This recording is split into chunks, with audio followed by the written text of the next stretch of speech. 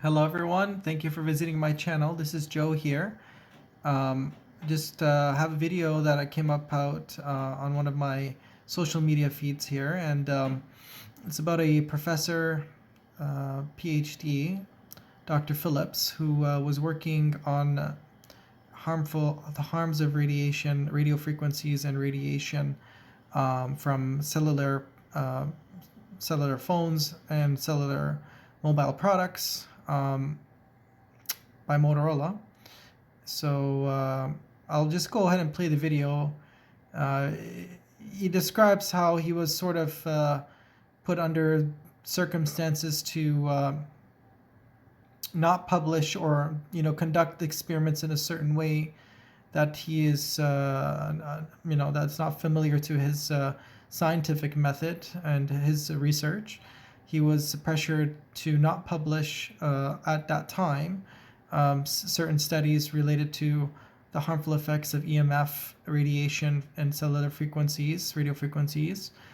And this is back in the 90s, and basically parted ways with Motorola shortly, I guess, after his conducting his research, and he published his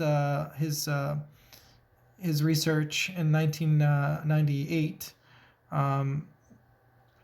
And it showed that there was DNA damage that's happening from cellular phone exposure. Anyways, I'll play the interview here by Dr. Phillips. I moved to California, Southern California. The 60 hertz work that we did was supported by a contract from the Department of Energy. The radio frequency radiation work that we did was supported by Motorola. The relationship was really very cordial and very free, but only up until we started generating data. These folks were very, very upset and began to talk about how are they going to handle this, what sort of spin can we put on this, what can we expect from this, and from that point on the relationship changed. What we saw was that Motorola began to exert more and more control over the work, telling us what to do, telling us how to write abstracts, what to say in the abstracts, what to say in the papers. I said, how to do the work. No, don't do this. Yes, do it this way. This was unacceptable. I had completed our study of DNA damage, and I submitted the final report to Motorola, and I got a call from Mays Swycord at Motorola. Now, Mays is the former head of the Center for, CDRA, Center for Devices and Radiological Health at the FDA, and he left the FDA and went to work for Motorola. In mind. That's interesting. He also handpicked his successor at the FDA. Just wanted a quick pause here. So the representative from Motorola was working with the Center of Radiological Radio Frequency Health Department with the FDA. So he left the FDA, and where did he come? He came and worked with industry, and you'll see that over and over and over, not only in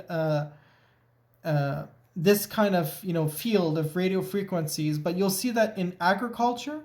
You'll see that in medicine, in big pharma, where representatives will be working with the government, and then shortly after they'll be taking positions in these pharmaceutical or big agricultural companies like Monsanto, pharmaceutical companies such as Pfizer and others. So you'll see that this kind of back and forth. So it flip-flops, this flip-flopping from industry to government and government to industry positions. And that alone should be enough conflict of interest, especially of public interest. So we'll continue with the video here. In mind. That's interesting.